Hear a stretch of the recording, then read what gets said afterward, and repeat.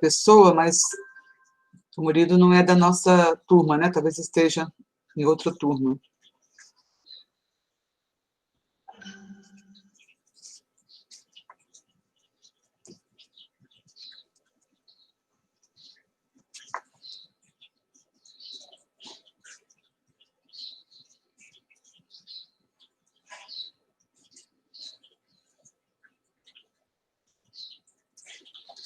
Estamos nós, Juliano, começamos?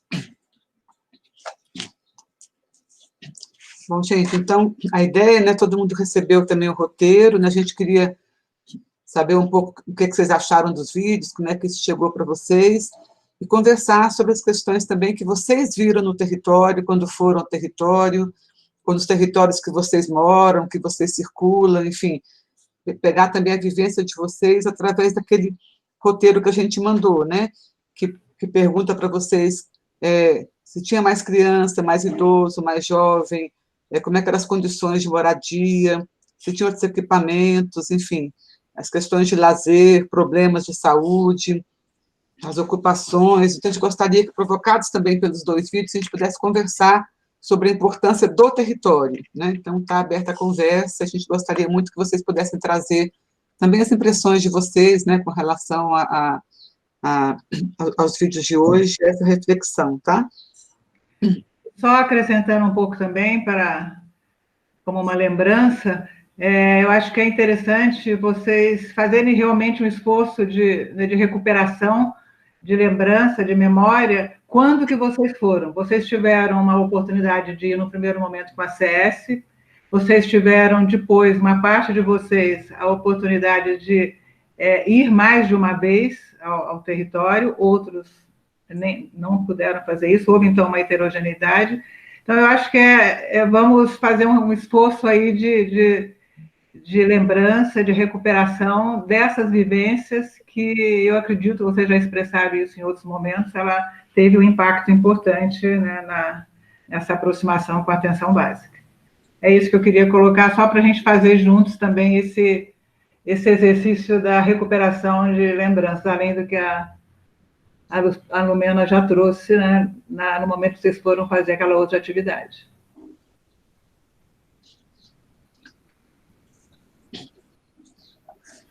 Bom dia, professoras, pessoal. Eu só queria, na verdade, fazer um comentário inicial, porque é uma coisa que a gente geralmente não nota tanto, mas é muito importante, né? Foi comentado no segundo vídeo que a maioria dessas habitações que as pessoas estão construindo, né, elas não têm banheiro. Isso é uma coisa tão importante, porque a gente está passando, enfim, algumas coincidências são muito interessantes. A gente está passando agora pelo modo de parasitologia, né? E assim, todas as parasitoses intestinais, elas têm como método profilático saneamento básico, educação sanitária e a pessoa ter onde defecar, né? Isso é uma coisa tão básica que às vezes a gente passa, né? Tem lá os sintomas, a patogenia e a gente passa pela profilaxia de uma maneira um pouco mais rápida, mas eu acho interessante pontuar isso, porque é uma coisa que está tão próxima da nossa realidade e poderia ser tão facilmente evitada, né? Quer dizer, é banheiro, gente, é encanamento, é saneamento básico, tratamento de esgoto. Então, quantas pessoas ainda hoje, e mais ainda por causa dessa pandemia, né, não se encontram agora nesse estado de maior vulnerabilidade a doenças como essas, que para muitos países já estão no passado, enfim. Então, acho que só trazer essa discussão para quem sabe a gente começar em um debate.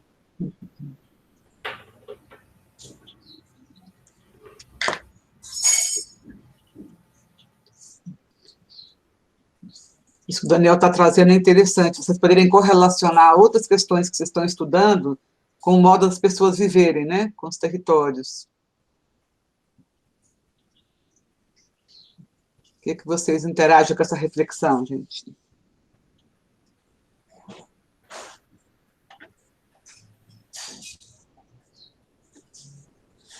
Opa, olá, Lumena, olá, Liane. Eu só gostaria de, até lembrando da nossa visita ao território, eu estava junto com o Daniel, não sei se ele se lembra, mas, tipo, das habitações que estavam próximas lá ao esgoto, ao céu aberto, tava. Então, assim, eu lembro, eu não lembro exatamente o que ele comentou, o Dani comentou na época, mas foi algo relacionado a, nossa, olha isso aqui, é um perigo, e realmente é assim, é bem complicado, sabe? Então, assim, não só de parasitose, mas assim, várias outras doenças podem acabar se instalando lá, porque assim, o pessoal faz o descarte de lixo lá, então assim, às vezes tem lugares próximos que há acúmulo de água parada, então acaba sendo complicado. Eu não lembro se o Dani lembra disso, mas ele falando disso, eu lembrei da nossa visita.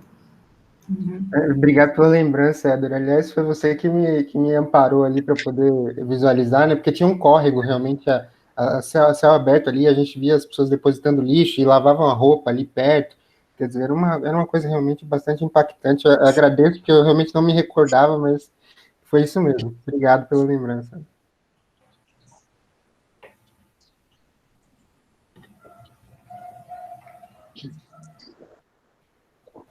Tem algumas coisas no território que chamam a atenção, né? Que para vocês tem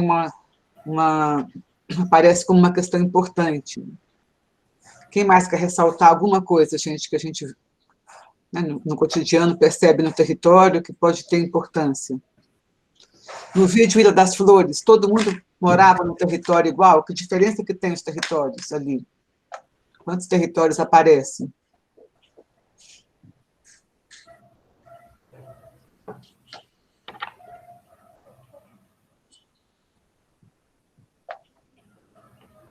Assim, nem todo mundo morava num território igual, né? Assim, tinha vários territórios diferentes, tinha uma zona rural onde era plantado tomate, então assim acabava diferenciando entre vários territórios e a gente via a situação de vários tipos de pessoas, né? Eu achei o vídeo, a Rebeca até comentou durante o chat, ela achou um pouco pesado, eu achei um pouco pesado também, principalmente mais para o final. Achei a pontuação do narrador, ele foi bem incisivo, mas de uma maneira mais, não foi tipo, foi um pouco sarcástico. Tipo, mas eu achei interessante pra caramba o vídeo. Só, assim, dá para você ver, visualizar, assim, que certas coisas, tipo, nem todo mundo está numa condição igual, nem todo mundo tem as mesmas oportunidades, né? E você, tipo, acaba vendo um contraste entre as realidades.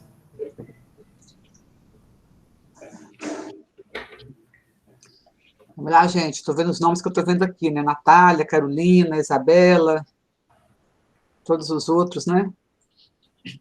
Essas diferenças de território, o que são importantes para a nossa conversa hoje, o que elas podem ajudar a acontecer de um jeito ou de outro, o que num território pode ser importante. Vai lá, Amanda.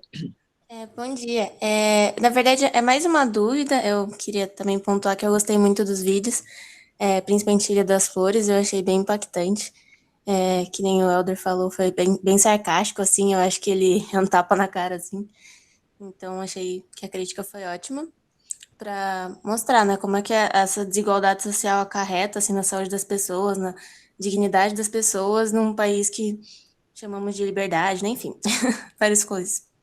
E a minha dúvida, na verdade, era sobre como o SUS lida com essa ascensão de novos territórios, principalmente em crise, sabe? Porque o território é uma coisa muito dinâmica, né? Que nem a gente tinha visto.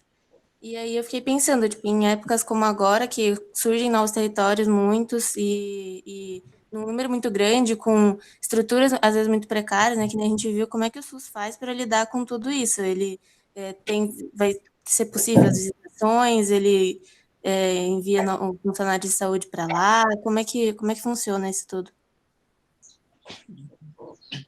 Quem de vocês que foi nas UBS, gente, o que vocês viram? Como é que as UBS lidavam com o território? Alguém lembra alguma experiência? Como é que foi isso?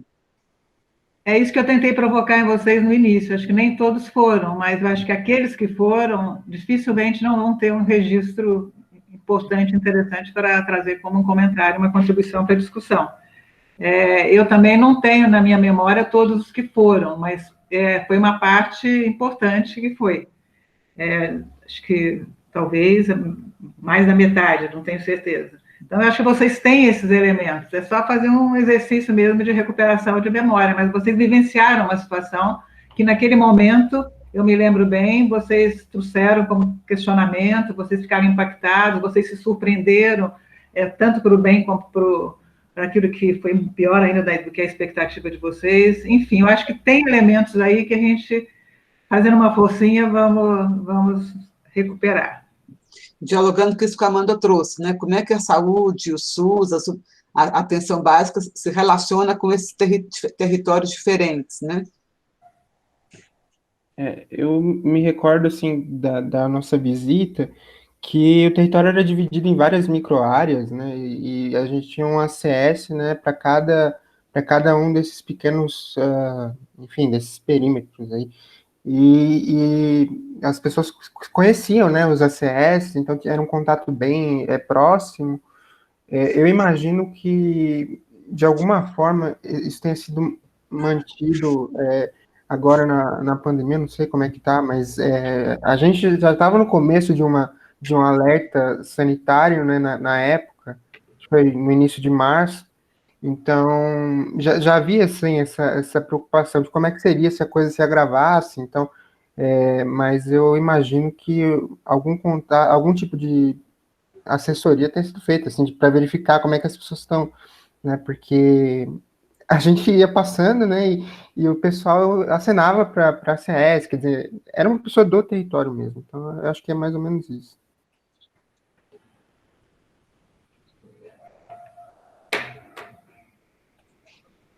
Quem mais que foi, gente? Pode falar, professora? Tá, Giovana, depois Isabela. Desculpa.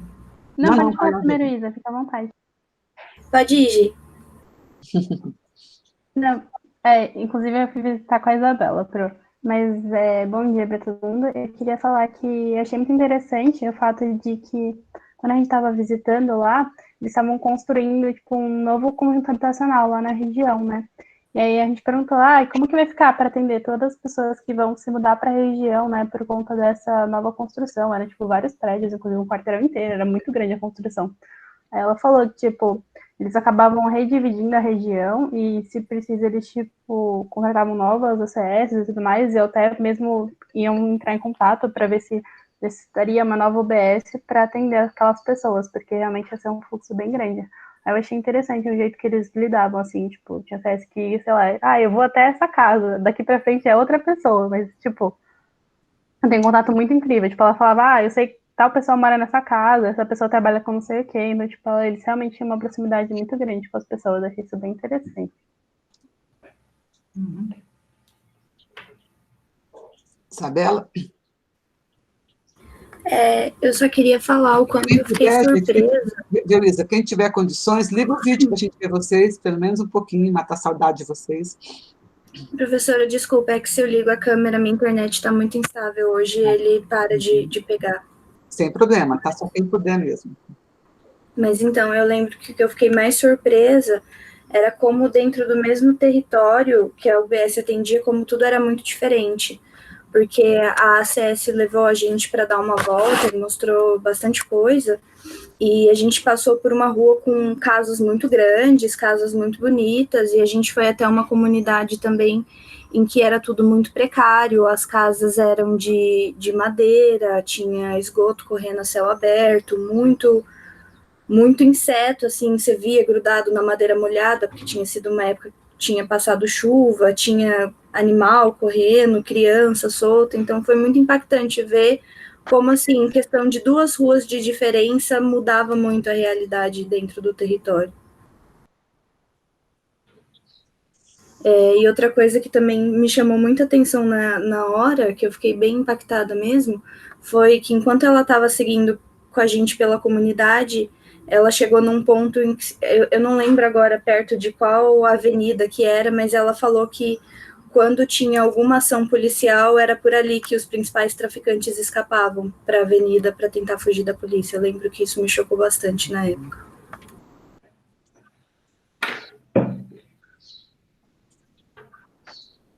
Pode não ser só quem foi para o território das UBS, pode ser, por exemplo, alguém que quer falar do território em que mora, em que passa, quando vai, né, para a escola, enfim, para algum lugar, e que acha que conversa com essas discussões de muitos territórios. A verdade, agora que num território tem muitos territórios, né, essa desigualdade, essa diferença. Então, podem também falar ou do vídeo, ou do que vocês vivem, enfim. E eu acho que também isso que está impactando alguns de vocês, e provavelmente outros tantos, né, que se refere a essa diversidade mesmo, assim, chocante, né, em espaços tão próximos, e a vulnerabilidade em todos os aspectos dessa dimensão de vulnerabilidade que as pessoas, né, pessoas como a gente, sobrevivem. Então, eu acho que é chocante em alguns aspectos, alguns de vocês recuperaram dessa forma e trouxeram esses sentimentos também no momento, e eu acho que vocês têm mais a dizer ainda. Acho que vocês estão trazendo, é um esforço que a gente faz aí de memória, mas vocês estão trazendo elementos importantes da vivência subjetiva de vocês. Por exemplo, Daniel deu um exemplo, né, da aula de parasitose, que aí ele ficou lembrando do território dessa aula. Como se vocês fossem um médico só da família e tivessem numa OBS, né, e tivesse alguma questão, alguma doença ligada à parasitose, saber o que isso impactaria nesse cuidado de vocês, a questão do território? Além do que vocês já falaram, né, que vocês já fizeram coisas importantes.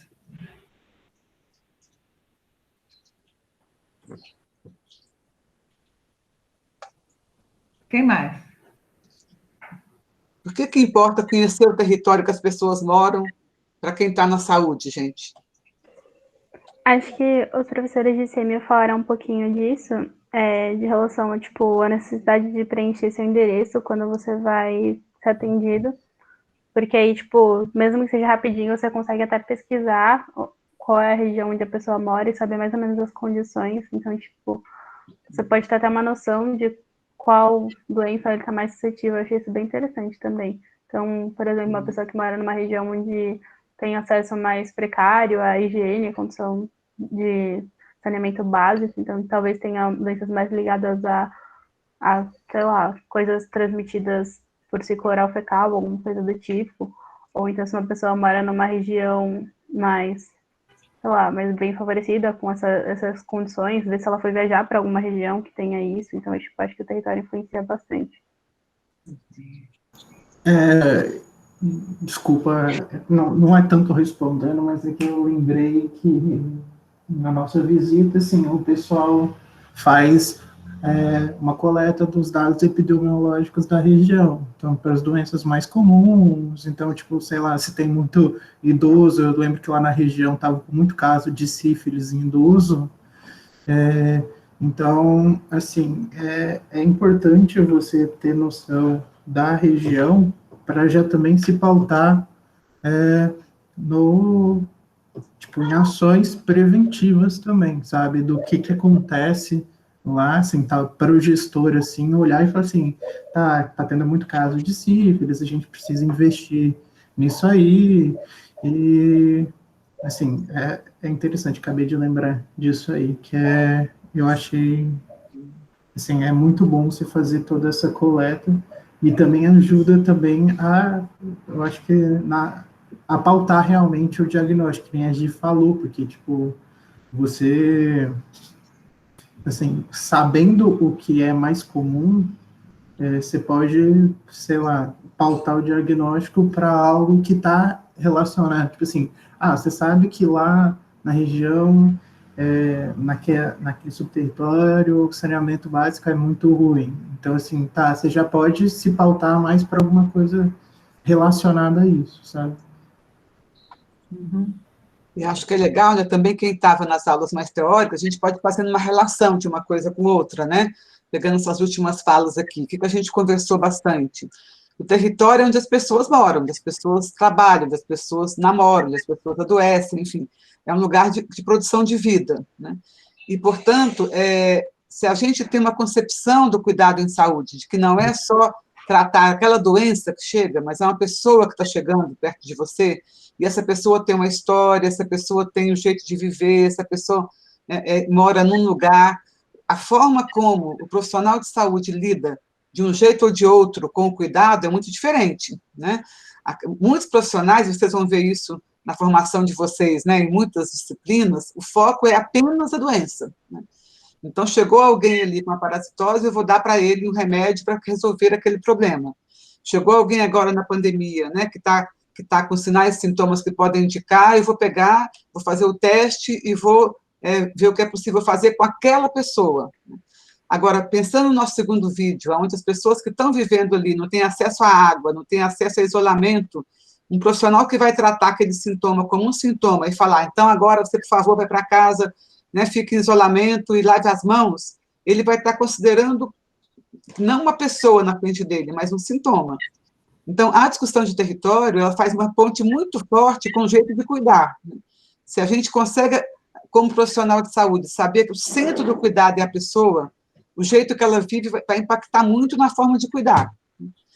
Por isso, por exemplo, tem o UBS agora, né, alguns de vocês tiveram nas nossas atividades, não eram ainda obrigatórias, né, as atividades que a gente estava fazendo durante a pandemia para manter um diálogo com vocês. Tem o UBS da Zona Leste de São Paulo, que, ao perceber um território parecido com o que vocês viram agora, a UBS se juntou, chamou movimentos sociais e construiu uma fonte de água, uma praça que ficava dentro do território, para garantir algum acesso à água àquelas pessoas que não tinham acesso. Então, Amanda, a saúde, ela muitas vezes ela tem que ela também tomar a frente, né, junto com as pessoas do território, para fazer alguma ação que, entre aspas, não seria uma ação específica da saúde, para poder lidar com o jeito como as pessoas estão vivendo. E é um jeito que adoece, é um jeito que, enfim, que traz outras complicações para a vida da pessoa. Então, essa visão, o que a gente está colocando o dia todo para falar de território com vocês, né? Por causa disso que vocês estão trazendo. Esse território da Dona Nete, né, que vendia perfume, que morava numa casa com a família, é um território muito diferente do território da Ilha das Flores, né? Na Ilha das Flores, você pode ter rede de solidariedade, você pode ter pessoas que também namoram, também se separam, mas esse território é um território que a gente tem que considerar no processo de cuidado. Então, fazendo uma relação, né, com algumas discussões que a gente faz nessa disciplina com vocês, também de por que a gente traz, né, qual é a nossa intenção ao trazer o território para essa discussão que vocês estavam fazendo, né? E aí, pegando a pergunta da Amanda, isso que o Helder falou agora, né, que alguns já trouxeram, a saúde sozinha num território dá conta de pensar esse cuidado? O que vocês acham? Desculpa falar, se outra pessoa quiser falar aqui, deixa eu só tentar abrir minha câmera, que eu não tenho certeza assim, o que está acontecendo aqui.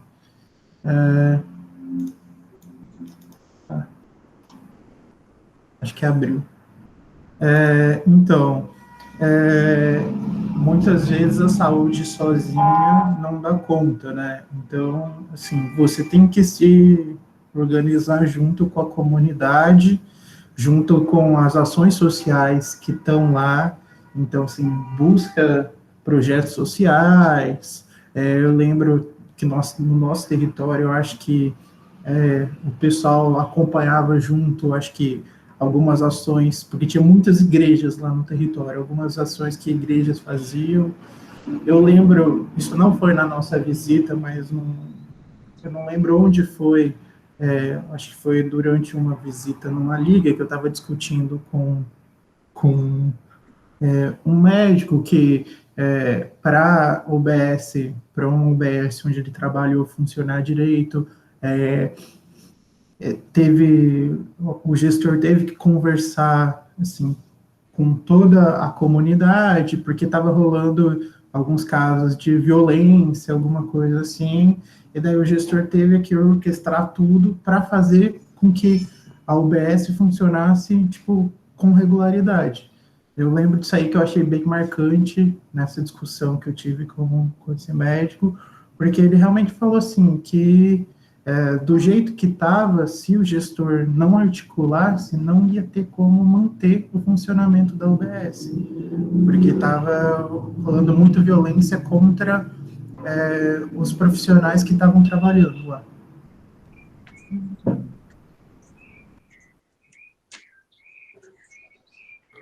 Quem mais, gente, de vocês?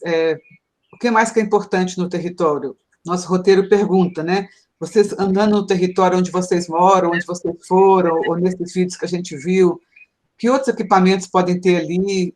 O Helder já trouxe as igrejas, que é sempre um local importante, de uma forma ou de outra, né? O que mais que é importante no território a gente se articular para poder pensar esse cuidado? Vamos lá, Natália. Para ajudar vocês a se lembrarem, quando a gente estava retornando de uma das visitas, parte de vocês aderiu à atividade que estava ocorrendo e vivenciaram juntos eu gostaria que vocês trouxessem essa lembrança.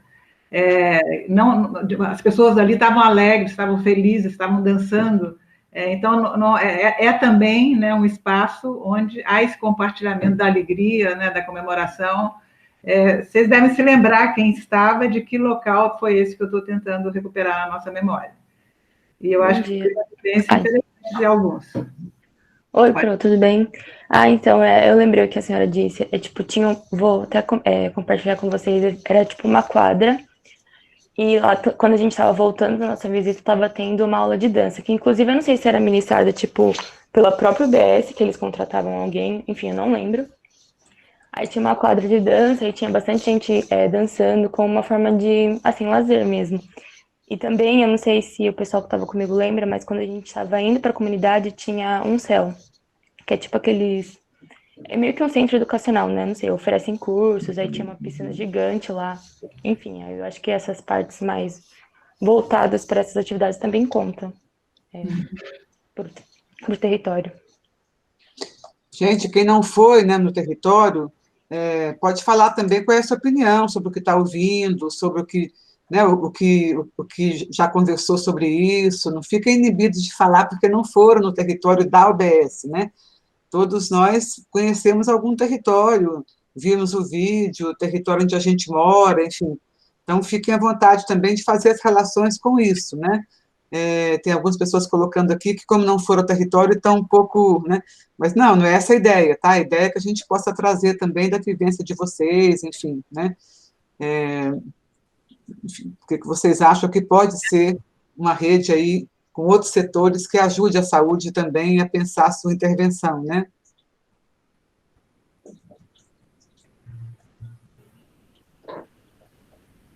E outro ponto importante também que eu provoco vocês é o papel do agente comunitário de saúde, né, e o fato dele vivenciar naquele espaço.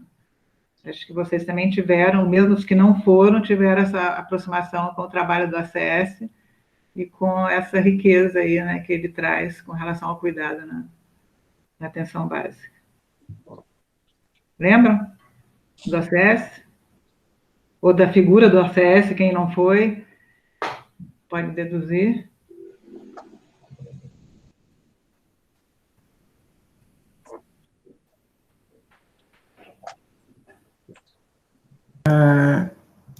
Vou falar de novo. Na visita que a gente fez, na visita que a gente fez, tipo, o ACS é um papel bem importante, ele conhecia todo mundo, toda hora, assim, enquanto a gente estava passando, às vezes, tipo, que a gente estava sendo acompanhado por mais de um ACS. Aí, um deles, tipo, teve uma hora que ele teve que parar de acompanhar a gente, porque uma pessoa da comunidade parou para perguntar alguma coisa, e ele foi dar as orientações, e falou assim, não, pode seguir em frente, que eu vou cuidar disso aqui. Daí ele, sim, apareceu uns 10, 15 minutos depois, falando que tinha organizado tudo, já tinha agendado, porque a moça, eu acho que queria fazer acompanhamento familiar, alguma coisa assim. Eu achei, tipo, o ACS, pelo menos a impressão que me passou foi que assim, é um ponto muito importante de como funciona a UBS, porque eles têm eles têm um conhecimento, tipo, prático da região, sabe? Eles que conhecem melhor a região. E outra coisa que eu achei interessante foi que, assim, essa aí não foi na nossa visita, mas eu lembrei da Lumena perguntando sobre os territórios, tipo, como tem territórios diferentes dentro de uma mesma região. Aí eu estava lembrando, eu acho que da UBS da Vila Sônia, que ela atende várias, tipo, não gosto de usar essa palavra, mas vários, tipo, estratos sociais, entendeu? Atende o pessoal que está na porta lá do Morumbi, atende o pessoal que está no Monte Quema, que é um bairro mais classe média baixa.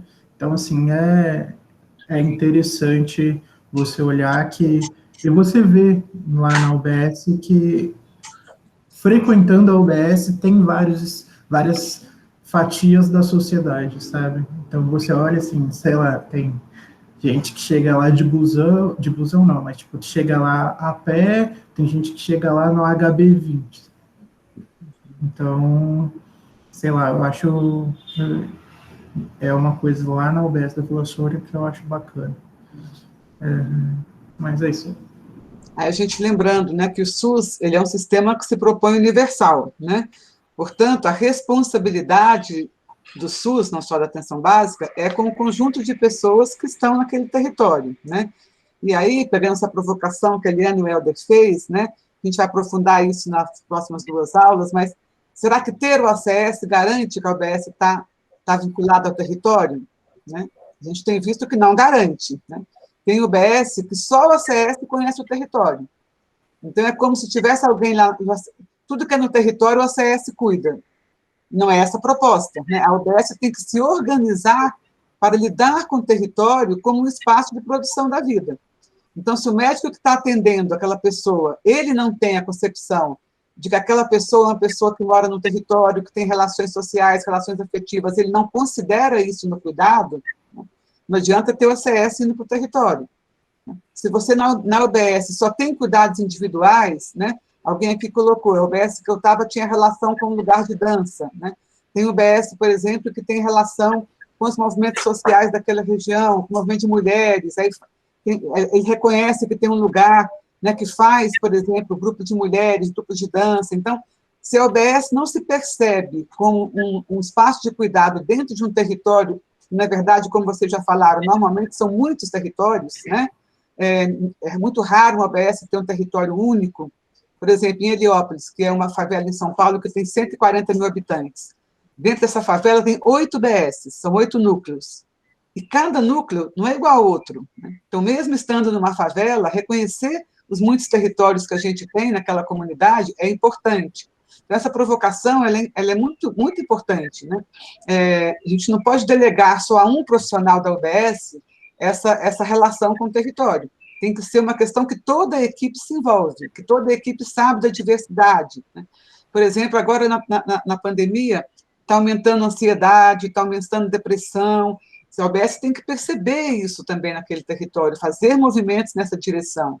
Então, a discussão do território, ela não pode ser que a gente fez o território para vocês antes de na UBS, né? Porque a gente gostaria que vocês percebessem o território como produção de vida, independente do equipamento da UBS. Porque se vocês estiverem depois no hospital, se estiverem num CAP, se vocês estiverem no ambulatório de especialidades, reconhecer o território é muito importante, né? Se a pessoa está, por exemplo, num CAPS, né, que é um centro de atenção psicossocial, como vocês viram na rede de saúde mental, e ela recebe uma mulher que tá mais depressiva, que vem com uma queixa, mas não consegue falar.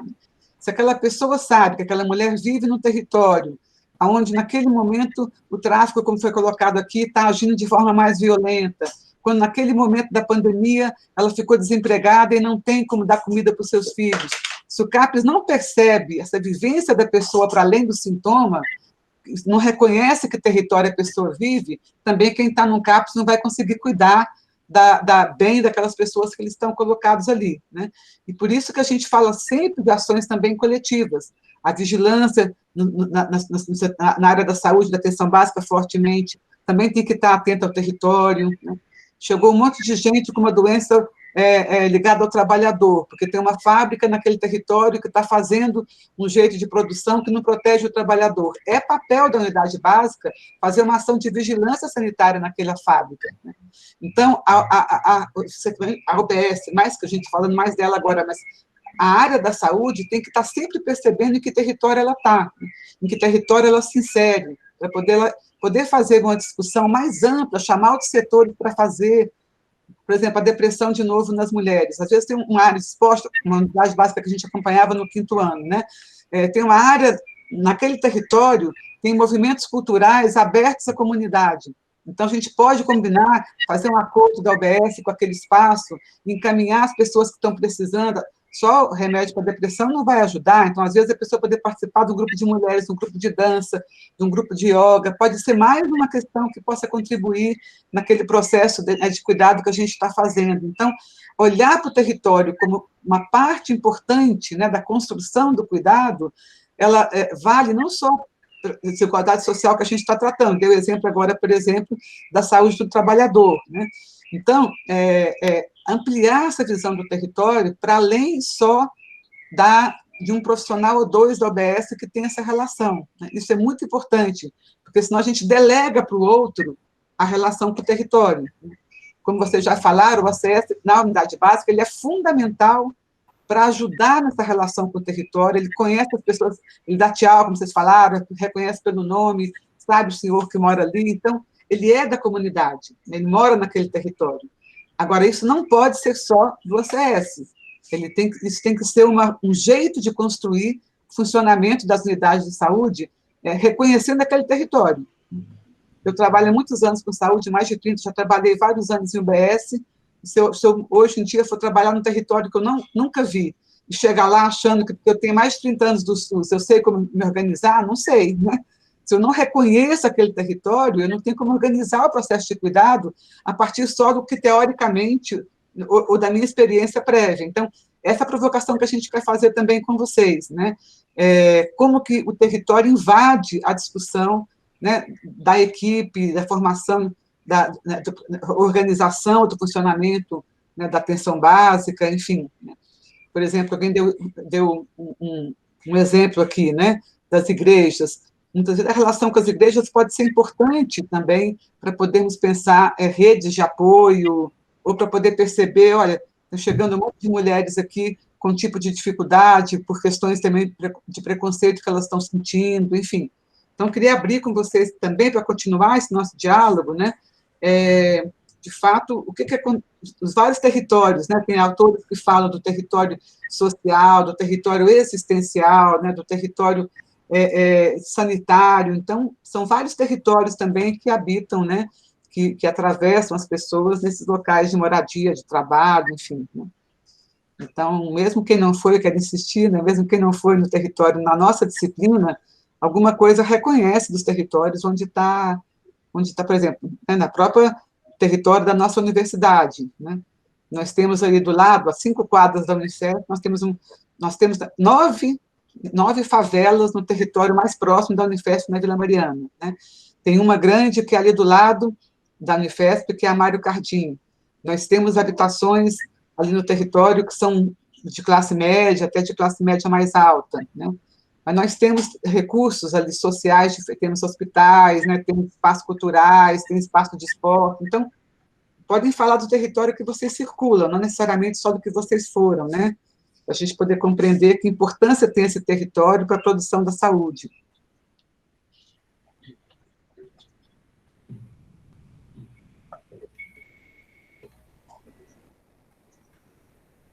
Vamos lá, gente. Alguém que também não foi, fala para a gente alguma coisa, vai, vamos ver.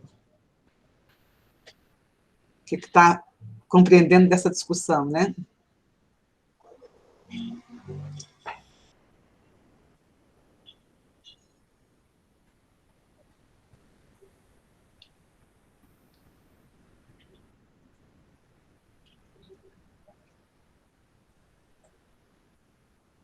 Vamos lá, gente.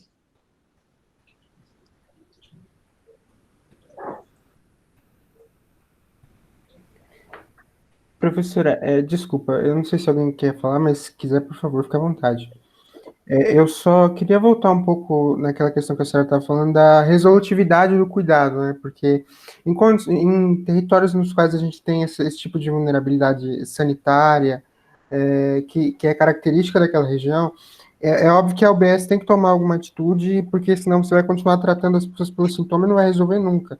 Mas me parece que somente a UBS, somente a equipe não é suficiente. Quer dizer, existe algum meio de tomar, por exemplo, de fazer um contato com as forças políticas, o poder público? Porque quando a gente fala de saneamento básico, né, é uma coisa que não compete à UBS, enfim. Eu queria saber se existe essa possibilidade, porque o médico fica numa situação, quer dizer, eu vou continuar recebendo as pessoas, elas vão continuar adoecendo, eu não estou sendo útil aqui.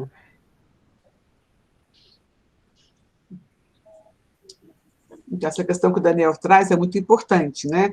A gente não pode ter onipotência de que a saúde sozinha vai conseguir dar conta de, né, de interagir com questões ou de desigualdade social, ou questões de violência, por exemplo, contra a mulher, né?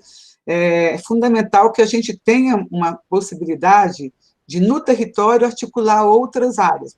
Uma mulher que está sofrendo violência doméstica, a gente tem que encaminhá-la para equipamentos que existem, né, na assistência social, direitos humanos, de proteção à mulher. Então, a gente tem que se articular com outras áreas do território para poder construir redes de apoio. Se tem uma criança que eu estou atendendo que está com uma dificuldade, muitas vezes a relação com a escola é importante para dar conta daquele cuidado. Então, essas são questões que a gente pode fazer no território. Mas o Daniel traz uma outra coisa, né? A política municipal, por exemplo, ela é fundamental para poder resolver questões estruturais. Nem sempre articulando só no território vamos conseguir resolver problemas graves como saneamento básico. Então, com certeza, a relação com movimentos sociais que podem fazer pressão, a relação com o Conselho Municipal de Saúde, eu faço parte do Conselho Municipal de Saúde de São Paulo. Vários movimentos sociais trazem para o Conselho Municipal de Saúde questões mais estruturais para que o Conselho seja um ator na relação com o poder público municipal. Então, é fundamental a gente reconhecer que não é só no território que a gente resolve coisas, né? Muitas vezes, nem com pressão a gente consegue resolver, muitas vezes, mas esse papel de engajamento com o movimento social, dos conselhos locais de saúde, são também formas da gente ampliar a ação, né, a ação política, no sentido de política de saúde, que a gente pode ter ali, sabendo que tem questões que só uma decisão mais central, né, do poder municipal, estadual ou federal, poderia, de fato, ajudar a resolver, né? Por isso que a gente tem, por exemplo, na Zona Leste, um movimento grande por moradia, em que as UBS estão articuladas, né? Por quê? Porque lá é um problema importante isso. Então, não tem uma resposta, Daniel, mas são várias ações que a gente pode fazer para se conectar com redes que existem naquele espaço, né? Para poder ampliar, pelo menos, a luta por aquelas mudanças de condições, né? Mas, com certeza, a saúde não vai dar conta disso sozinha, vamos dizer assim, né? É por isso que a gente colocou no roteiro de vocês a importância de pensar a relação com movimentos sociais, a relação com outras áreas, né? Não só áreas esporte, lazer, trabalho, enfim. Mas isso é uma angústia que a gente vive, né? Num país tão desigual, né, como esse, que é, a maior parte das vezes, não conseguir resolver questões estruturais de desigualdade, né? A gente pode compor redes ali com as pessoas do território para poder enfrentar, de alguma forma, essa situação, né? Mas esta concepção já é bem importante. Não sei se vocês tiveram a oportunidade, seguindo um pouco essa linha que a Lumena está trazendo, de se aproximar, pelo menos, não necessariamente de conhecer, o sistema local de saúde da UBS. Que existem em todas as UBS. Não sei se vocês chegaram a falar mais diretamente sobre isso. Sistema local ou conselho local, você quer dizer? Como? Você falou, não é sistema local, é conselho local de saúde que você está falando? Conselho local de saúde, que é o mais descentralizado que tem dentro do SUS. E, em geral, é uma oportunidade de vocês conhecerem esse espaço. Eu não sei se isso ocorreu na breve passagem que vocês tiveram lá, mas de vocês conversarem com os representantes, e eles trazem essa função mesmo de fazer essa articulação entre a necessidade e a demanda, né, que isso representa. Vocês chegaram, aqueles que puderam ter essa oportunidade de conversar sobre isso com o Conselho Local de Saúde? Lembram? Não? Não houve tempo de vocês conhecerem tudo, né? Deixa eu pegar agora o outro... Desculpa, Liana. Não, dentro, estou falando, relacionado ao que você estava dizendo, que instâncias, né, existem para haver essa construção, né, das respostas, né, que eles necessitam, que quem mora lá, quem vive lá, necessita, e como pode articular isso, né, do ponto de vista institucional e político. Então, essa instância é uma delas. Sim? Interrompi, Lumena. Não. Eu ia trazer também um outro jeito, que por exemplo, tem um bairro em Santana, na zona norte de São Paulo, que tem passado nos últimos anos por um envelhecimento da população, né?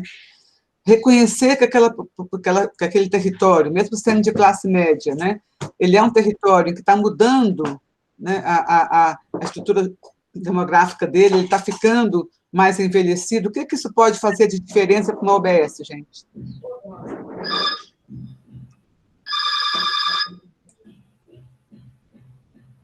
Agora, mesmo quem não foi na OBS pode interagir com isso, né?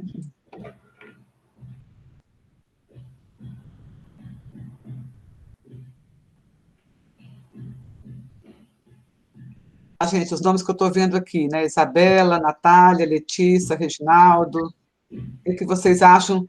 Que importância que tem, por exemplo, saber que naquele território tem mais idoso hoje do que adulto jovem? O que isso pode trazer de reflexão para a OBS?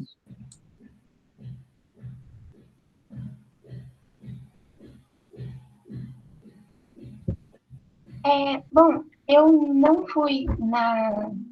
tive a oportunidade de ir ao território, mas é só uma coisa que eu queria comentar, que eu achei a fala do Daniel muito importante,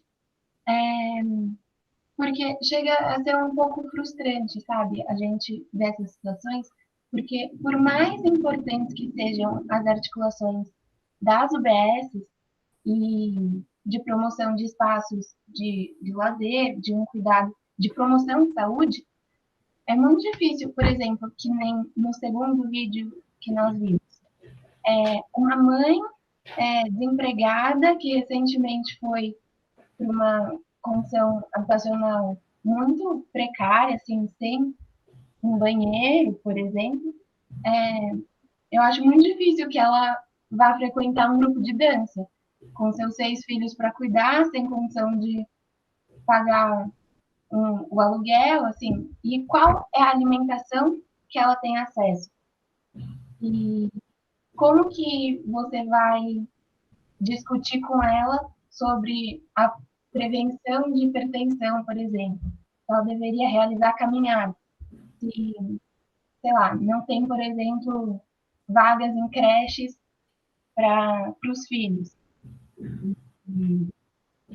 E realmente essas condições, essa articulação com outros setores é muito necessária, de urbanismo e, bom, movimentos sociais, de habitação, são muito importantes, porque a gente se colocando, por exemplo, no papel de profissionais de saúde que estariam lá para auxiliar essas pessoas,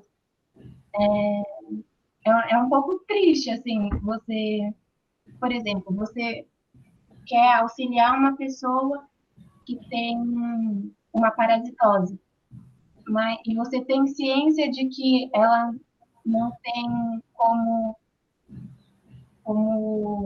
sabe, realizar a higiene pessoal de forma adequada, ou agora na pandemia, realizar o isolamento. Então, você se sente meio impotente.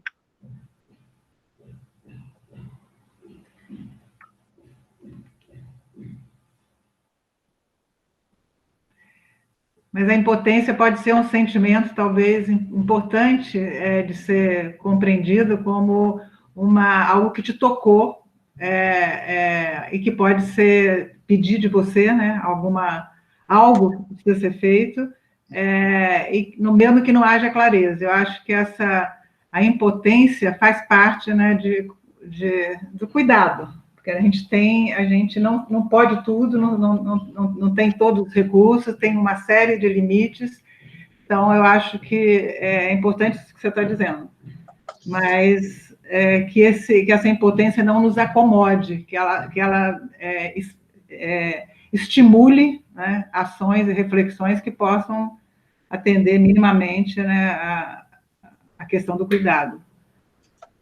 Então, Desculpa. Pode falar. Não. Já tinha terminado. Então, ia fazendo conexão com o início do nosso UC, né, gente?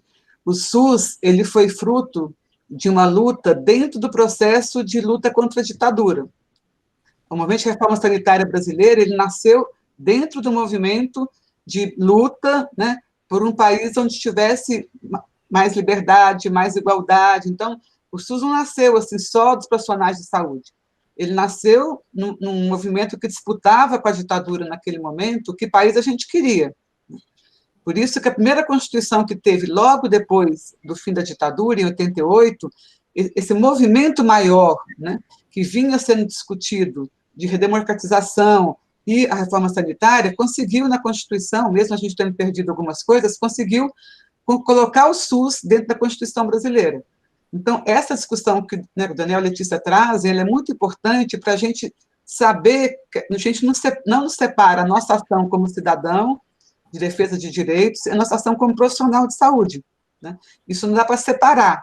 Por isso que a gente está provocando vocês de qual é a posição que vocês terão como cidadão profissional de saúde nos espaços de trabalho. Então, é claro, e acho que eles trouxeram muito bem isso, é claro que só uma ação local não vai resolver. Agora, tem coisas que são urgentes, aquela história da pandemia que a gente trouxe o vídeo, por exemplo, né?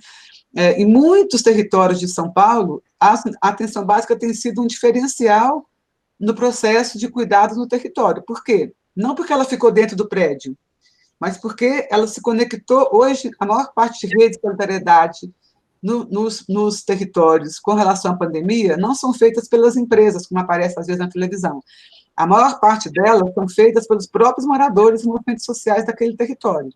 Então, a atenção básica se conectar com esses movimentos, né, e ela ser também um ator ali a mais, que ajuda a fazer essa organização. As pessoas têm que comer hoje.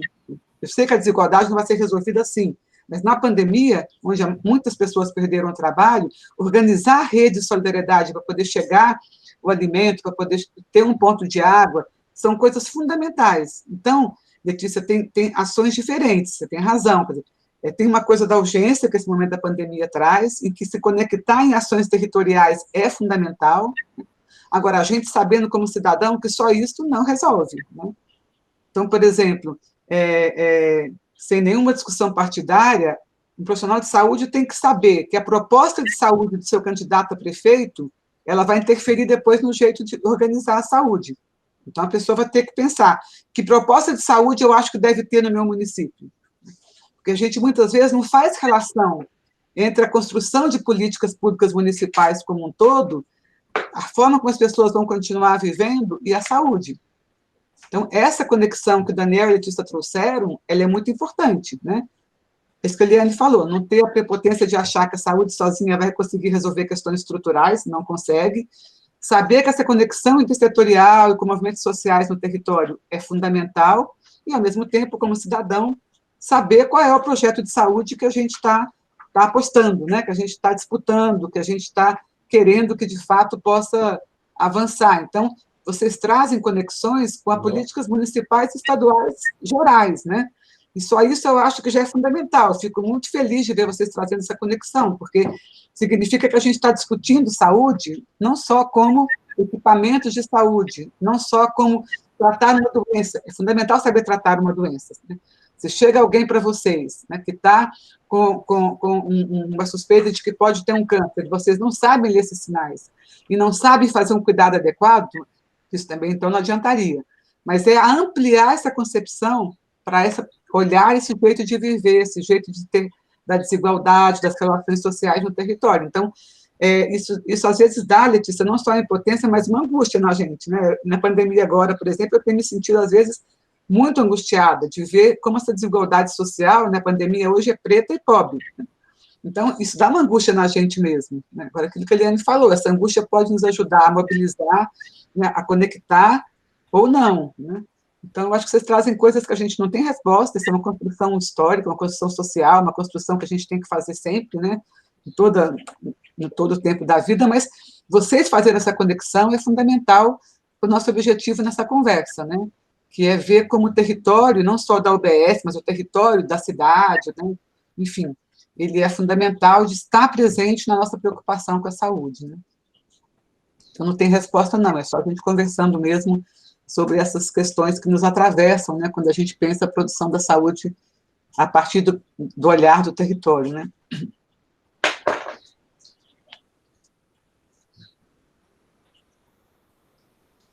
Não sei se dialoga com o que você trouxe, Letícia.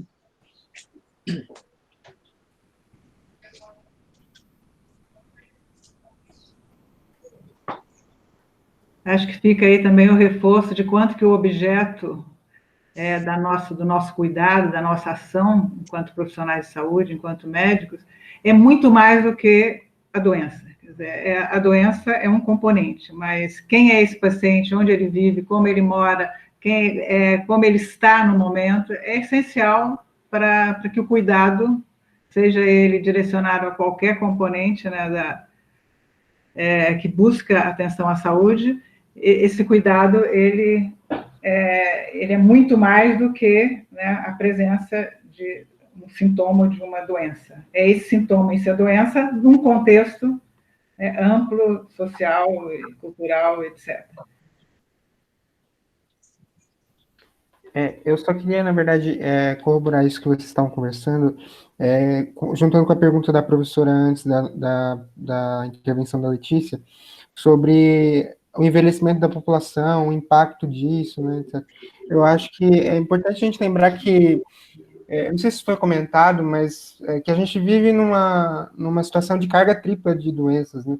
Então, assim, tem as infecções parasitárias, tem essas doenças mais infecciosas, tem a própria violência e tem as doenças crônicas que agora estão crescendo absurdamente, né, na população por causa do envelhecimento.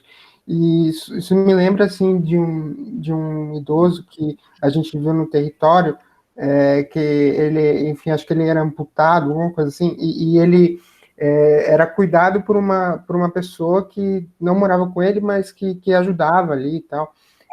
Então, pensar, né, como que um indivíduo que está envelhecendo, que está, enfim, se tornando menos capaz de, né, de ter imunidade para se defender das infecções, ainda é exposto a esse tipo de condições sanitárias, né? Tem as comorbidades que são inerentes à idade, diabetes, hipertensão. Então, eu acho que isso é fundamental. Assim, não sei como resolver nada, é só uma pontuação, porque esse problema vai só se agigantar, né? Se a gente não começar a resolver por algum lugar, vai ficar difícil.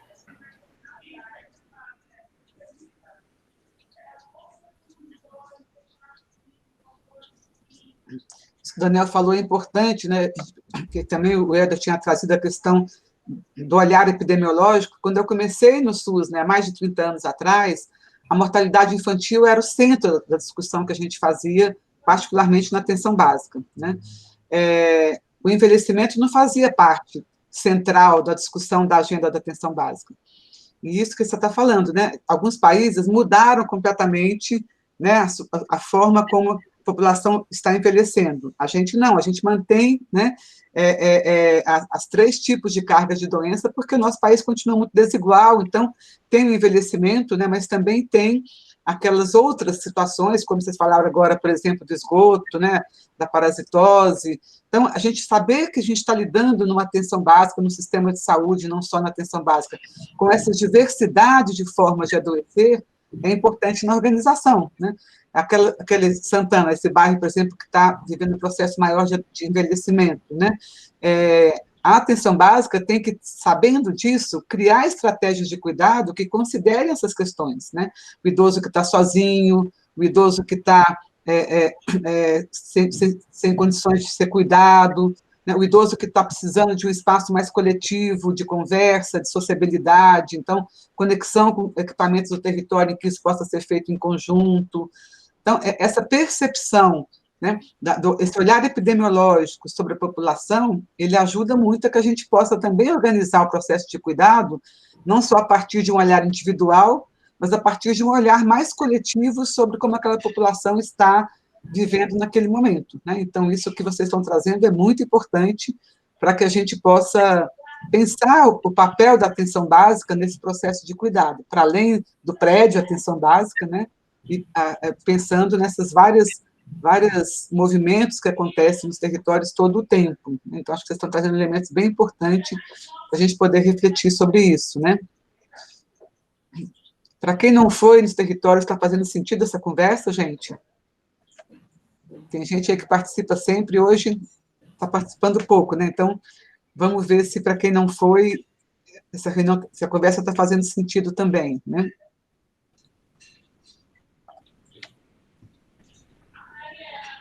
Quem quer falar? Vamos ver. Você foi, Carolina, no território? Oi, prof, fui sim. E essa conversa está fazendo sentido para você? O que você está achando disso?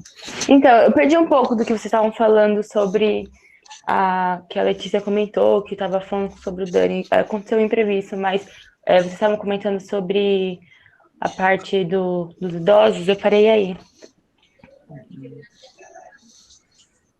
E para você, como é que está ficando essa discussão da relação do território com a produção da saúde? Que sentido que faz olhar o território? O que você está achando dessa conversa, nesse sentido? Hein? Como assim, Pro? O território que tem em torno da UBS, ele é importante para a UBS se organizar? O que você acha que pode ter nesse território que a gente tem que olhar quando está numa UBS? Essa conversa que a gente está fazendo aqui da desigualdade de moradia, de equipamento. Ah, sim. Uhum. Então, é que é tudo muito complexo, né? Eu vi que vocês estavam comentando que, tipo, tem desigualdade, que nem necessariamente uma UBS vai conseguir abranger todo o território, mas, assim, trazendo a experiência que eu, tipo, trouxe, quando eu fui, o território era bem dividido, tipo, certinho, a CS tinha um controle bem bacana, assim, no território que ela tinha. Eu sei que não é realidade para todas as, tipo, várias UBSs, mas eu não sei muito opinar sobre isso. Eu acho um assunto meio difícil.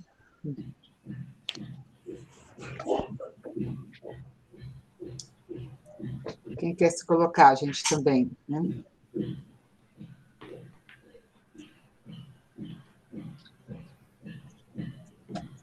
Eu não vejo todos vocês, então...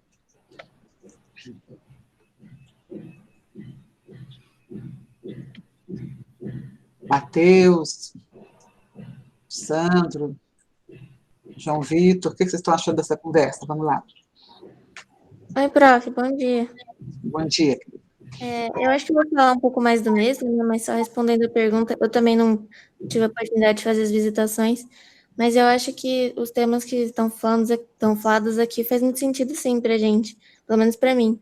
Eu acho que essa questão de impotência sobre o sistema de saúde, sobre como a saúde em si não vai conseguir fazer toda a mudança necessária, né, para conseguir mudar o estilo de vida, porque são questões muito maiores, né?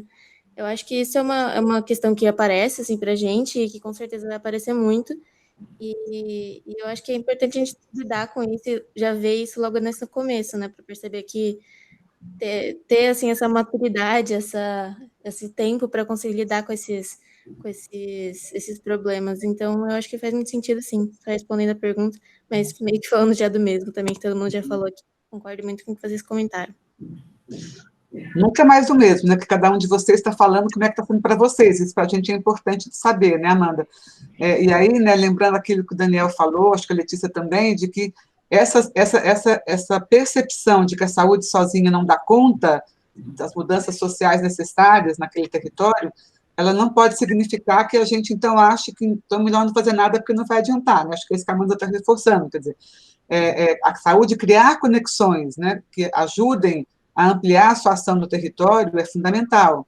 A gente, como cidadão, saber que as discussões gerais de políticas para o município têm a ver com a produção da saúde também é fundamental. Então, acho que é legal a Amanda trazer, né, e nunca acho que estão repetindo não, viu, gente, porque saber como está para cada um é a nossa intenção também na conversa aqui, né.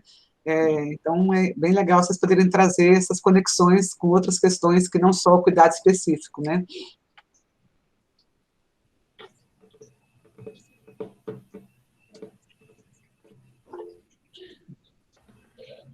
A Amanda está falando que sim, né, Amanda? Vamos lá, gente, quem não falou ainda. Matheus, Vivian.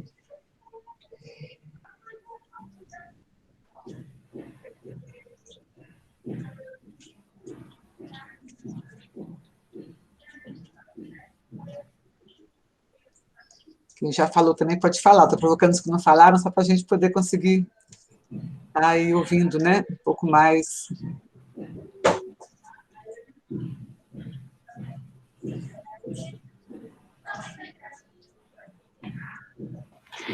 Uma coisa que desculpa falar de novo, professora, mas só...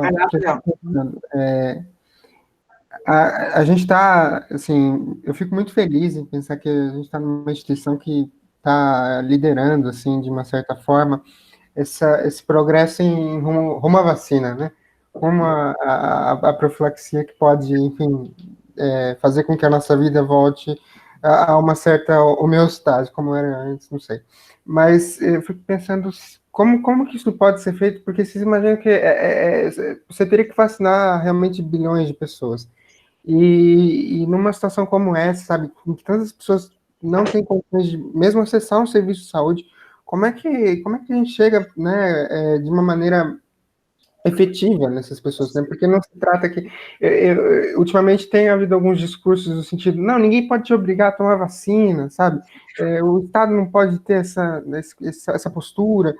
E às vezes, para muitas dessas pessoas que realmente estão mais distanciadas da assistência, né, no cotidiano, assim, alguém que chega e fala, não, você tem que tomar, me parece realmente uma abordagem não muito efetiva, e diante da necessidade que a gente tem, né, porque esse momento vai chegar, mais cedo ou mais tarde esse momento vai chegar. Então, eu queria saber como é que vocês veem isso, porque essas pessoas também merecem a proteção, né?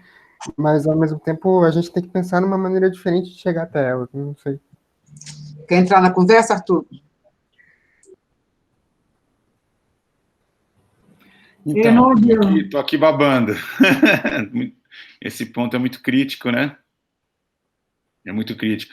Porque se a gente pensar, é muito interessante. Ontem eu estava dando uma entrevista no Diário do Centro do Mundo, e o jornalista me fez exatamente uma pergunta muito parecida com o seu comentário, Daniel. Muito, muito parecido, né? Na lógica individualista, nesse darwinismo social que está imperando, que não reconhece nem a heterogeneidade da população, né? Muito menos a diferença de processar as informações, etc., dá uma certa impressão, nessa exacerbação do individualismo, que, por exemplo, a vacina tem uma dimensão unicamente de proteção individual, né? E uma das coisas menos importantes, não que não seja, naturalmente, quando as pessoas se vacinam, elas estão buscando a proteção individual, né? Mas pensando do ponto de vista da saúde coletiva, o que mais se almeja quando se faz a imunização de massa é a imunização coletiva, né? É a diminuição da taxa de transmissão daquela determinada doença, é você chegar a um certo patamar de cobertura coletiva, né, que independente de você ter uma pessoa que não consegue... Não é nem imunidade de rebanho é uma outra conversa, né, mas é proteção mesmo, né, é você conseguir chegar a um certo patamar que, por exemplo, você pode ter uma criança que, porque tem câncer, não tem contraindicação de tomar aquela vacina, ou porque mora numa favela dominada pelo tráfico, que não deixa o agente comunitário de saúde entrar, e ela não vai conseguir ser protegida. Tem algumas circunstâncias que são muito complicadas, mas a gente conseguiu produzir um certo patamar de proteção coletiva que você cessa a circulação daquele vírus. A gente, por exemplo, não precisa chegar a 100% de cobertura vacinal contra a polio, ainda que seja o ideal, para a gente interromper a cadeia de transmissão do polimixvírus. Eu não preciso chegar a 100% de cobertura vacinal contra o sarampo, embora isso seja o almejado, seja o interessante, para conseguir fazer isso. Até porque não são 100% das pessoas que vão fazer a conversão sorológica, ou seja, que vão produzir resistência. Então, assim, quando a gente pensa a dimensão coletiva, né, o indivíduo, a liberdade individual, a conclamada capacidade de direito à escolha, que tem muito a ver com esses movimentos negacionistas que rolam a partir dos Estados Unidos. Né, que, a despeito de advogarem, né, tem muito a ver com o liberalismo, né, não só o liberalismo econômico, mas como princípio, né, a vida individual, a escolha individual está acima de qualquer coisa. Claro que nós defendemos a liberdade, nós defendemos que as pessoas tenham direito, as mulheres tenham direito a decidir sobre o seu corpo, que as pessoas tenham o direito de fazer as suas escolhas na sua vida, mas viver em sociedade implica em se corresponsabilizar, primeiro, com a proteção de todos, e, em segundo, com olhar para essa profunda heterogeneidade. Então, assim, quando a gente vê que o Ministério da Saúde e o governo federal não colocou um tostão em campanhas educativas para fazer o enfrentamento, mas usa a poderosa máquina da SECOM, das mídias sociais, para produzir fake news nesse sentido, seja para espalhar cloroquina, seja para falar besteira sobre a vacina, né, a gente vê que a gente tem um caminho muito delicado, né? Arthur, agora fala então para o Daniel a diferença da imunidade de rebanho, né, que aí ficou no ar. Então, a imunidade de rebanho é um conceito que a gente usa mais no sentido da evolução natural da doença. Então, assim, eu não tenho vacina, como é o caso agora da Covid, então eu esperaria que a partir de um certo percentual de produção de doença em termos natural, né, ou seja, pela transmissão pessoa a pessoa, né, eu chegaria a um certo ponto em que a circulação, a taxa de transmissão cairia até o ponto em que ela produziria uma certa imunidade na população, pelo fato de que eu já tenho uma grande quantidade de gente já infectada e, portanto, a taxa de transmissão fica abaixo de 1, perde força e acaba deixando de existir. No caso da vacinação, essa imunidade é produzida artificialmente, né? Porque quando a gente faz a vacinação, é como se a gente estivesse tendo a doença é um evento natural, né? Ela produz uma imunidade natural. No caso da vacina, é uma resposta artificial, né? Quando a gente pega os livros clássicos de medicina preventiva, eles vão classificar a imunização como uma resposta imune artificial, ou seja, eu provoco, seja através de um vírus vivo, atenuado, seja através de um vírus morto, ou de um componente lá do RNA, qualquer coisa disso, eu provoco na população, então ele é deliberado. Por isso que a gente não usa a expressão imunidade de rebanho, ainda que o raciocínio seja mais ou menos parecido. E nesse sentido, você, Daniel, tem razão. O objetivo que eu quero é vacinar com tal cobertura, com tal força, que a gente consiga interromper a cadeia de transmissão. Veja, a gente nem sempre consegue. Vamos dar um exemplo da vacina contra a tuberculose. A tuberculose é uma doença que tem um fortíssimo componente social e econômico, dialoga diretamente com a aula de hoje, profundamente com a aula de hoje, tem uma incidência em povos indígenas, em população de rua, em população privada de liberdade, né? Assim, muito, mas assim, 70 vezes, 50 vezes mais do que numa população normal, entre aspas, naturalmente, né? Não gosto dessa palavra, né? E quando a gente vacina a tuberculose, e a gente tem uma cobertura de vacinação da tuberculose razoável, a gente não consegue eliminar a transmissão da tuberculose, que é o grande objetivo da vacinação. Por exemplo, do sarampo a gente consegue eliminar, varíola a gente eliminou, pólio a gente conseguiu eliminar, mas a tuberculose a gente não consegue. Diminui, naturalmente, a incidência, mas sabe o que a gente consegue com a vacinação da tuberculose? e conseguiu, muito legal, principalmente quando introduziu a vacina com menos de 30 dias e agora já vacina na tuberculose, aquilo que era o fenômeno mais importante, que era a meningite por tuberculose, que matava doidado, sequelava demais as crianças. Então, nem sempre a vacina nos permite produzir a eliminação ou o controle total da doença. Então, é sempre importante olhar o que a vacina dá conta.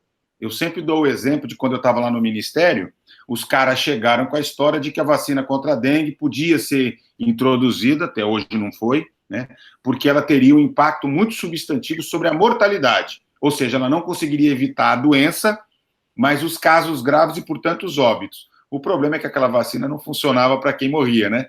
Então, a gente nunca teve eficácia e segurança suficiente. Mas é importante sempre olhar isso, né? Por isso que eu acho uma profunda... Olha, gente, mais um exemplo de necropolítica. Mais um exemplo de que as vidas não valem a pena na lógica desses caras, né?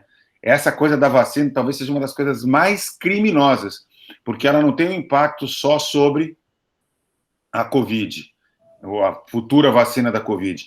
Ela tem impacto sobre esse dispositivo médico que ajudou a salvar milhões e milhões de vidas em todo o mundo, que ajudou a reduzir drasticamente a mortalidade infantil da década de 70 para cá, né, quando as vacinas começaram a ser mais volumosamente disponibilizadas, e quando o Brasil fez um esforço, que aliás antecede o SUS, porque o Programa Nacional de Imunização, ele vem antes do SUS, né? E o Zé Gotinha vai completar 50 anos, já, ele é quase da minha idade. Um dos mais completos do mundo, né? E tem todas as vacinas recomendadas pela Organização Mundial, então é um baita desserviço. Mas dá para entender, né? Porque a hora que os caras nomeiam um veterinário sem nenhuma experiência, não tenho nada contra veterinário, tá, gente? Mas eles nomeiam um veterinário para cuidar do Programa Nacional de Imunização, como aconteceu anteontem, tá certo? E quando a gente sabe que com a volta da emenda do teto não vai ter dinheiro para comprar vacina, para garantir vacina para todo mundo. Então, meio que liberar geral, de acordo com as consciências, e empurrar para o mercado novamente, né? Só faltava essa, né? Desmontar, talvez, uma das principais políticas de Estado que esse país produziu, né? Que foi o programa de imunização. O sarampo voltando agora para a agenda, né?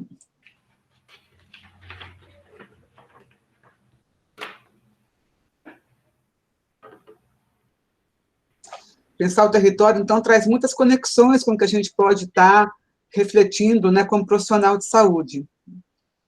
Bom, vamos lá. O que mais que vem para vocês? João Pedro, Isabela, Maria Clara, todo mundo que quiser falar, né? Oi, professora, desculpa, alguém quer falar? Sério, só para... Vai lá, querido, vai lá. Não, na verdade, só queria agradecer a intervenção do professor, foi muito rica, e deixar aqui uma provocação carinhosa. Em termos de princípio, né, um dos princípios do liberalismo é justamente que a sua liberdade ela termina quando começa do outro, e o respeito à liberdade do outro implica o segmento desse tipo de ação de responsabilidade social. Então, o próprio John Stuart Mill deixa isso muito claro, né? Então, eu acredito que essas pessoas que clamam pela liberdade individual puramente numa situação como essa não estão sendo exatamente liberais, mas é por isso, porque o respeito ao outro, né, implica em você restringir a própria liberdade no sentido de preservar direitos fundamentais do próximo. Mas era mais ou menos isso. Agradecer mais uma vez pela oportunidade. Então, Daniel, mas você acha que... Deixa eu te fazer uma pergunta, assim. A expressão, o que a gente vê hoje no mundo, expressa sequer o liberalismo clássico? Porque, olha só, é compatível com uma proposta generosa como do Sistema Único de Saúde, dos Sistemas Nacionais de Saúde, né, o liberalismo econômico? Quando ele diz que o Estado não tem que intervir, que todos são iguais, parte do pressuposto que todos são iguais. O que os vídeos mostraram para a gente hoje, né, é que a liberdade está fortemente condicionada pelas condições sociais e econômicas, né? O final do Ilha das Flores, quando ele traz aquele poema lindíssimo da Cecília Meirelles, ele está dizendo o seguinte: escuta, será que dá para dizer liberdade quando a gente parte de lugares tão diferentes, será que todos somos, de fato, temos a mesma chance, né? Então, assim, eu acho que porque há um pressuposto, o liberalismo clássico, quando ele é formulado, ele está se julgando, em pleno iluminismo, né? Ele está, de alguma maneira, também tentando se libertar do jugo da opressão do Estado tirano, que era representado como é que chama? Pelos reis, né? pelo sistema aristocrático, né? Mas ele acaba impondo, né, sob o jugo de um elemento fundamental para a sociedade contemporânea, que é o da liberdade. Desse ponto eu não tenho dúvida nenhuma, né? Nada vale se a gente não tiver liberdade. Nesse ponto é impossível, inclusive, não fazer uma crítica aos estados totalitários de direita ou de esquerda, né? Não importa, porque não pressupõe isso, mas dá como dado que nós partimos do mesmo lugar, né? É decisivo, porque isso implica, Daniel e colegas que estão aqui com a gente hoje, em pensar, inclusive, como vai ser a nossa prática profissional, como nós vamos nos inserir, como nós vamos olhar o processo de saúde e doença, né? Eu posso olhar nessa perspectiva, e ele me leva a um sistema de saúde que é marcado pela exclusão, marcado por uma certa perversidade, ainda que não precise ser tão, como é que eu diria, tão escrachado, tão irresponsável como essas expressões do neoliberalismo que a gente está vendo. Vou dar um exemplo. A elite inglesa, né, que dominou o capitalismo industrial nascente, que forjou boa parte do pensamento mais elaborado sobre o liberalismo econômico, ela não era tão escrachada, ela era um pouco mais, como é que eu diria assim, preocupada, né, com a proteção dos seus explorados. Mas isso não se sustentou, isso deu no estado de bem-estar social no máximo, né? No máximo, foi o ápice que chegou. E veja como isso dialoga com a conversa que a gente está tendo hoje, né? Essa concepção, ela culpabiliza, ela responsabiliza o indivíduo. Então, veja que a nossa grande mídia, né? O programa Luciano Huck e tantos outros, o que eles colocam foco? Aquele indivíduo que, pelo seu esforço, conseguiu sair de uma situação muito depauperada e hoje ele venceu, né? Ele está numa situação melhor. São jeitos da gente poder reforçar que é o indivíduo responsável, isso que o Arthur estava dizendo, né? Quando eu falo, fique no isolamento, né, como já foi dito por autoridades aí, né, inclusive de saúde de São Paulo, num artigo na Folha, que a responsabilidade pelo isolamento ela é individual, nessa perspectiva de que o indivíduo é que tem essa responsabilidade e é a partir dele que as coisas têm que acontecer, sem assumir essas correlações que acabam trazendo a desigualdade, a necessidade do Estado assumir o seu papel, a importância das articulações coletivas. Então, tem uma relação muito direta com o trabalho, se vocês estivessem hoje na atenção básica, com o trabalho que vocês estariam fazendo lá, uma concepção ou outra de mundo, né? Isso que a gente está querendo provocar também para vocês, trazendo o território como central na produção do cuidado. Toda essa discussão que a gente faz de leitura de mundo que o Arthur está trazendo, ela interfere diretamente na forma como a gente vê ali a possibilidade de estar em relação com as pessoas que chegam do serviço que a gente está trabalhando, né?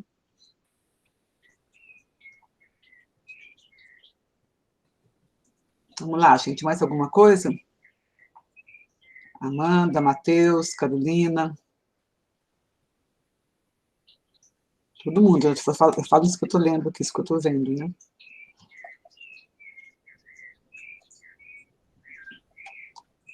Mais alguma questão? Giovana, André. Vamos lá, gente.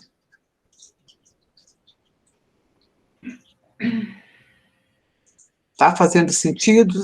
Isso aí tem conexão com o que a gente está conversando na disciplina, com o que vocês estão vendo também no restante do curso.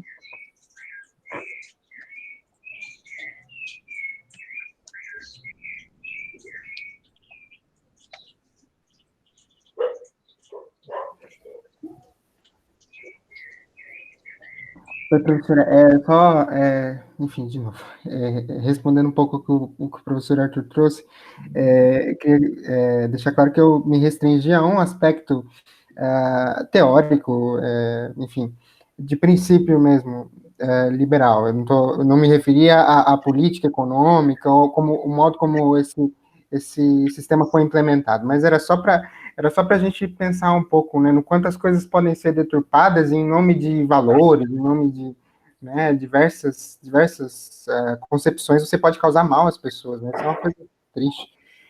Mas era isso. Eu gostaria de perguntar se a gente vai ter apreciação das nossas atividades no final do curso, professora, da entrevista, do texto sobre redes, como é que isso vai acontecer? Se a senhora puder esclarecer, se não estiver fugindo muito do assunto. Não, a gente vai ter o retorno sim, né? A gente todo mundo está olhando, avaliando, enfim, a produção de vocês, né? E vocês terão um retorno individual no final da disciplina, tá? Sim, perfeito. Muito obrigado. É isso, gente. Mais alguma coisa? Vocês querem comentar? Vamos fechando, né, Eliane, Arthur? Essa conversa de hoje vai ter muita importância para a conversa da semana que vem, que a gente vai entrar especificamente na atenção básica, né? Então, a gente espera que vocês possam fazer as conexões, enfim, da conversa de território com a conversa da atenção básica, que a gente retoma nas próximas 2 aulas, né? Então, vamos estar com esse foco agora nas próximas 2 aulas, que é pensar a atenção básica a partir de toda a discussão que a gente já fez do SUS, das redes, do território. Então, tem essa provocação de hoje para isso, né? Liane, Arthur, querem comentar alguma coisa? Ou algum aluno? Não, Lumena, acho que já comentei. Uhum. Acho que foi bastante rica a contribuição de vocês, alunos. Acho que mostrando, né, mesmo com uma pequena inserção, vocês têm essa condição de uma reflexão tão mais ampla como a que hoje. Pode falar. Não, Aline. Eu estava aqui só pensando em voz alta. Eu estava lembrando, Daniel, eu escrevi deve ter aí uns 15 anos, talvez mais, acho que deve ter sido no final do século passado. A gente vai ficando velhinho, já não lembra mais. Eu escrevi um texto sobre o neoliberalismo e a saúde. Se depois alguém se interessar, que eu usava bastante com meus alunos da outra faculdade antes de vir para a Unifesp, é que a gente nunca me lembrei de usar esse texto. Mas um texto até que foi publicado numa revista científica, eu posso depois, qualquer dia, se alguém se interessar, passar, porque eu tento discutir um pouco essa coisa dos fundamentos da teoria liberal clássica, do neoliberalismo, né, de como é que ele se contrapõe. A gente passa para todo mundo, acho que não só para um ou dois, né? A gente pode passar para todo o grupo, né? Para quem se interessar, né? Não, quem se interessar, lê. A gente passa para todo mundo, quem se interessar. É só uma oferta, assim, de reflexão mais conceitual, mais teórica, um pouco nessa linha do que o próprio... Porque eu acho muito legal o que o Daniel trouxe, sabe? A gente, às vezes, cai nas análises mais vamos dizer assim, da prática, do cotidiano, e a gente esquece que tem formulação, né, de mundo, né, visões de mundo, né, que nos atravessam, que se misturam, que são usadas de maneira, às vezes, inapropriada, né, particularmente no campo da política, é muito comum dar um verniz bonito, né, teórico, tal, quando a prática não tem nenhuma conexão com o que está vivendo. Os partidos políticos fazem muito isso, né, não tem nenhuma coerência programática, o pragmático atropela o programático, né? O André comentou alguma coisa, André? Diga o que é, por favor.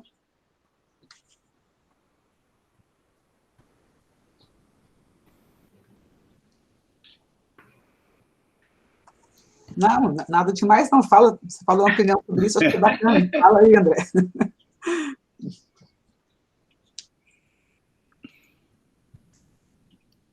Ele achou interessante essa abordagem que o Arthur está trazendo, né? E legal. Então, vamos...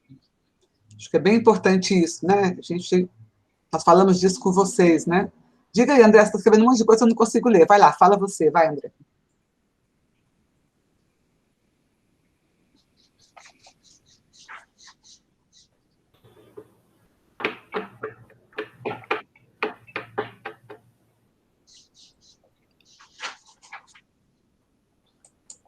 O André está colocando aqui, deixa eu tentar abrir. Que ele achou interessante essa abordagem, e que olhar sobre a perspectiva do neoliberalismo na saúde é importante, né? Que é o que a gente tem falado com vocês, que a gente está sempre disputando o mundo que a gente quer, né? Então, acho que a Arthur está trazendo elementos teóricos que podem nos ajudar a compreender essa disputa, né? Bem importante isso.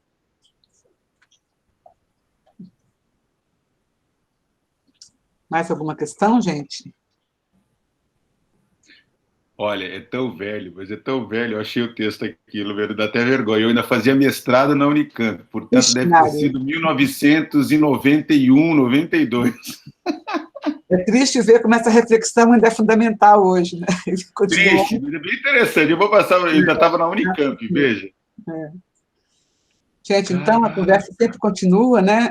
Queria agradecer essa oferta do Arthur também do texto, acho que vai ser bacana para a gente poder, né, olhar para essa discussão com outros elementos. A gente manda para vocês o texto, né? E nos vemos na semana que vem. Quem tiver qualquer necessidade durante a semana, enfim, a gente tem conversado com alguns alunos que estão aí... né, de 2000, pronto, estou mais aliviado. Melhorou. Então, só tem 20 anos. Então, alguns alunos que estão com algumas dificuldades específicas familiares, enfim, que estão querendo algum tipo de apoio, a gente está sempre à disposição, a gente tem colocado para vocês desde o primeiro dia, né? Alguns de vocês têm falado conosco, então fiquem sempre à vontade, que a gente pode estar junto aí em alguma questão que a gente possa apoiar, né? E nos vemos na semana que vem, tá certo, gente? É isso? É isso. Está sendo legal também ver a rede entre vocês, solidariedade, né? Alguns alunos têm colocado isso para a gente, acho que é bem bacana ver que vocês estão também se cuidando, né? Então é isso, né, gente? Até semana que vem, tá? Um beijo para todo mundo, né? Tchau para todo mundo. Professora, a gente fica aqui, né? Obrigada pela aula, prof. Obrigada pela discussão, foi muito boa. Tchau, tchau.